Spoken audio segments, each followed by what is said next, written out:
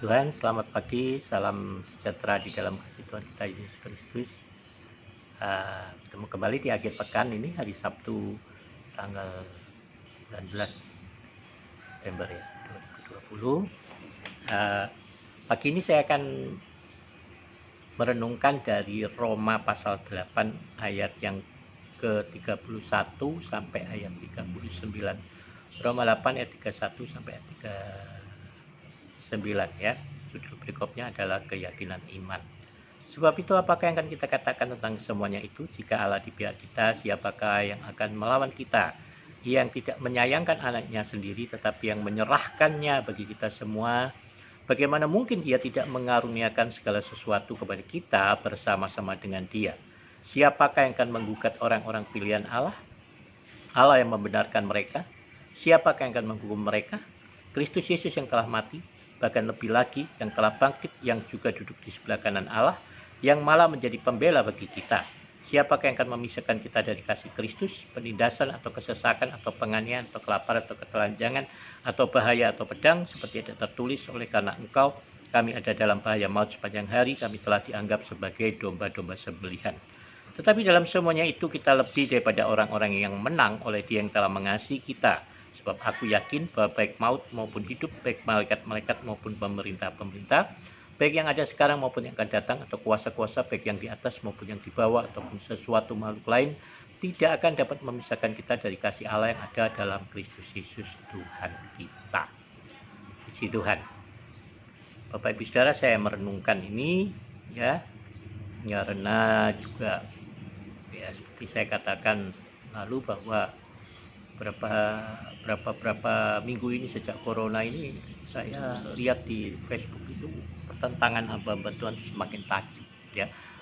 Mungkin karena nggak bisa khotbah di gereja ya kan, jadi lebih memilih untuk ya ini memposting di Facebook, di Twitter, di Instagram, tetapi membawa doktrin-doktrin ini ke publik. Ya memang pada akhirnya publik atau jemaat yang akan menilainya. Tapi saya katakan lalu bahwa saya tidak begitu suka dengan perdebatan di area publik ini, karena semua orang siapapun ya bisa melihat betapa kita anak-anak Tuhan, orang percaya ini ternyata nggak akur, saudara ya, berantem satu dengan yang lain. Padahal firman Tuhan mengatakan bagi kita bahwa kita akan menghakimi para malaikat. Masa urusan kecil-kecil kita nggak bisa berdamai gitu ya. Nah, jadi dan berapa ini saya melihat ada pengajaran-pengajaran yang bukan hanya sekedar memisahkan Yesus dengan Bapa atau ya mempersoalkan kedudukan posisi Yesus sebagai Tuhan ya. Tapi juga ada yang menyatakan bahwa bukan Yesus itu utusan itu ya. Yesus itu penyesat. Nah, ini ada jelas ya firman Tuhan katakan, dan kita disebut Kristen karena kita percaya kepada Yesus, kepada karya kematian dan kebangkitan Kristus. Jadi kalau buat saya, orang yang tidak mengaku Yesus ya jangan nyebut dirinya Kristen ya. Dia sebut boleh aliran kepercayaan agama apa, Yudaisme dan lain-lain, silahkan ya. Tetapi kalau kita mempercayai Yesus sebagai Tuhan dan Juru Selamat kita, saudara ya, firman Tuhan katakan oleh karena iman kita diselamatkan ya. Nah, sekarang juga akhir-akhir ini seperti saya katakan kemarin, ada orang yang hendak membawa kita kembali kepada Taurat, untuk mengerjakan kembali kepada Taurat ya. Kalau kita, buat saya, kalau kita berkiblat ke Israel lalu menganggap bahwa segala sesuatu yang terjadi di Israel itu akan terjadi pada gereja, ya silahkan, nggak masalah dengan itu ya. Jadi ada yang masih memelihara tradisi-tradisi orang-orang Yahudi di Indonesia ya, silahkan ya, mengikuti penanggalan Yahudi, silahkan, nggak masalah dengan itu ya. Buat saya itu nggak masalah. Tetapi yang terpenting seperti saya katakan kemarin, bahwa kalau kita memiliki keyakinan yang berbeda tentang Allah, penyebutan nama Allah, tentang nama Yehova dan lain-lain ya, tentang Yesus, silakan. Tapi mari mengerjakan apa yang baik di dalamnya. Karena saya percaya kalau kita berkiblat pada firman Tuhan, maka kita wajib untuk mengerjakan kebaikan. Karena firman Tuhan katakan bahwa Allah menciptakan kita untuk berbuat baik dan Dia mau kita hidup di dalam. Nah, jadi artinya bahwa mari silakan dengan keyakinan masing-masing, perbedaan masing-masing, tetapi kita mengerjakan apa yang baik menurut kehendak Tuhan, ya, daripada ribut saling menghakimi satu yang lain. Seperti saya bilang, tidakkah kita lebih baik berlomba-lomba di dalam berbuat baik, berlomba-lomba di dalam mengamalkan kebenaran kita, berlomba-lomba di dalam mengamalkan kasih yang nyata buat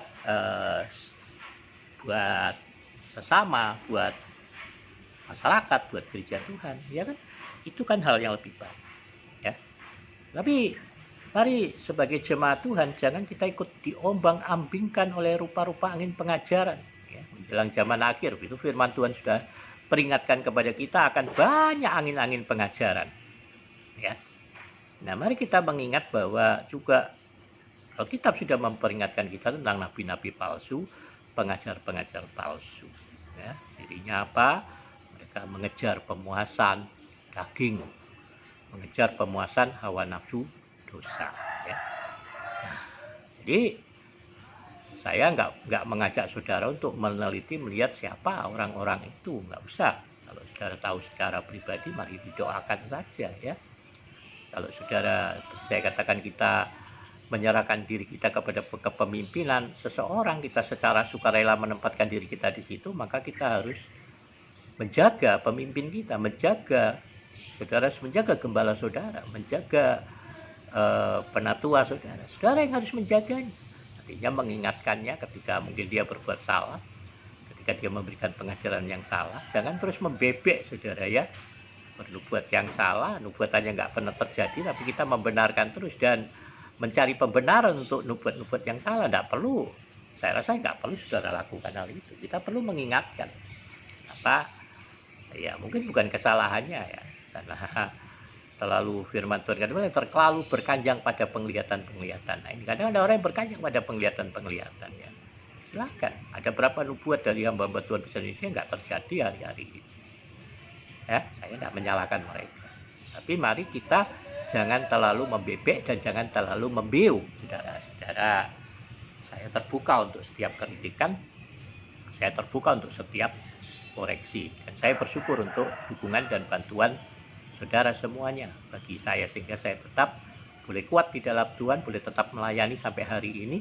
Saya percaya itu semua karena dukungan doa dan juga dukungan dana saudara, ya.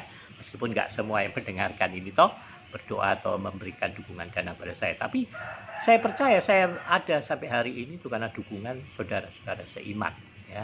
Puji Tuhan. Nah, jadi yang saya ingin katakan, mari kita tetap teguh dengan keyakinan kita, iman kita di dalam Yesus, jangan mau digoncangkan oleh apapun, ya. Orang menyangkal Yesus datang sebagai manusia, itu bukan pengajaran yang diajarkan oleh Tuhan kita Yesus Kristus, ya, diajarkan oleh nabi-nabinya, oleh rasul-rasulnya.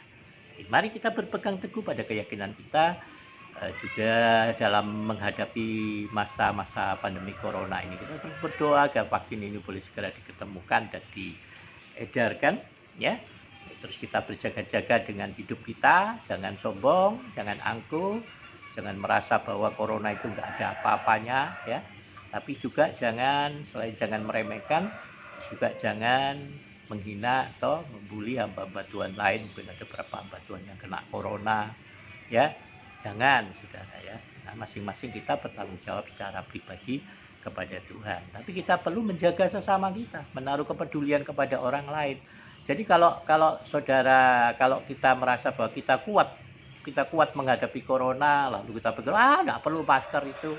Saya sarankan gunakan masker itu bukan untuk kepentingan saudara, tapi kepentingan untuk orang-orang di sekitar saudara, ya.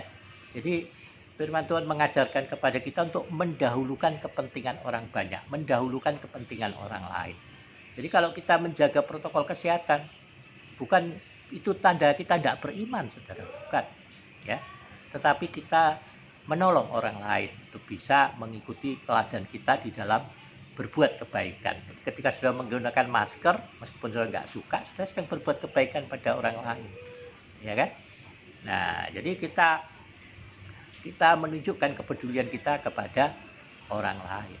Saya percaya, saya beriman bahwa Tuhan Yesus menjaga, melindungi saya, bahwa saya tidak akan melihat ini firman Tuhan katakan, kita hanya melihat saja 1.000 orang rebas, 10.000 orang sebelah kananku, tapi aku tetap berdiri dan bersukacita dan melihat, ya, kata firman Tuhan, kejatuhan orang-orang fasik. Nah, kita semua cenderung berlaku fasik, tapi jangan hidup dalam kefasikan, jangan jadi orang fasik. Saya percaya kalau kita menjaga hati kita, hidup kita dengan kebenaran firman Tuhan, kita mengizinkan Roh Kudus bekerja dengan kuasa firman Tuhan yang kita baca, kita dengar, kita renungkan, dan kita kerjakan setiap hari. Kita menjaga hati kita supaya tidak ada kepahitan, kekecewaan. Saya percaya saat kita menjaga dan mempersembahkan tubuh kita menjadi persembahan yang hidup, kudus, dan berkenan kepada Tuhan, maka Roh Kudus akan menjaga dan memelihara tubuh kita. Jadi kita nggak perlu khawatir, serahkan semua masalah dan kekhawatiran saudara kepada Tuhan. Tapi di sisi lain, mari kita jalankan protokol kesehatan, pakai masker, cuci tangan, dan lain-lain. Untuk apa? Untuk menunjukkan kepedulian kita pada orang-orang yang ada di sekitar kita. Jadi bukan kita menunjukkan kekhawatiran kita, enggak, saudara ya, tapi menunjukkan kepedulian kita dengan terus mempergunakannya. Dan juga ingat, gak usah viral-viralkan hal yang negatif-negatif, gak usah bicarakan kecemasan, kekhawatiran tentang pertambahan orang-orang kena COVID, gak usah, sudah gak perlu ya. Tapi mari kita perkatakan atau posting hal yang baik, hal yang menyenangkan, hal-hal yang menguatkan iman orang lain. Dengan itu saudara, kita menunjukkan bahwa diri kita adalah pengikut Kristus saat kita terus belajar untuk meneladani Yesus di dalam berbagi kehidupan, berbagi kasih, berbagi kemurahan, berbagi kekuatan, dan memberikan segala apapun yang ada pada dirinya. Seperti firman Allah kita katakan di sini bahwa ayat 32, ia yang tidak menyayangkan anaknya sendiri tetapi yang menyerahkannya bagi kita semua, bagaimanakah mungkin ia tidak mengaruniakan segala sesuatu kepada kita bersama-sama dengan dia. Ini kan luar biasa, ayat yang luar biasa. Kalau Bapa kita, dia memberikan Yesus kepada kita, ya, anaknya, putranya yang tunggal itu, sehingga Yesus ketika dia mati di kayu salib dan kemudian Roh Kudus dicurahkan, Yesus merelakan kedudukannya sebagai anak tunggal Allah, sehingga kita semua, saudara dan saya, boleh menjadi anak-anak Allah. Yesus menjadi yang sulung di antara semua saudara. Jangan lupa pergunakan kuasa yang Tuhan sudah berikan pada Bapak Ibu saudara sebagai anak-anak Tuhan, yaitu kuasa untuk mengampuni, kuasa untuk menciptakan, dan kuasa untuk berbagi kehidupan. Puji Tuhan. Jadi selamat pagi. Saya percaya Roh Kudus akan memimpin kita semuanya sepanjang hari ini, menikmati semua kebaikan kemurahan Tuhan sepanjang minggu, ya, dan bertemu di hari Senin mendatang. Dan saya percaya Roh Kudus akan menolong, memimpin, sehingga kemanapun kita pergi, saudara akan beruntung. Kemanapun ya kita pergi, kita akan beruntung.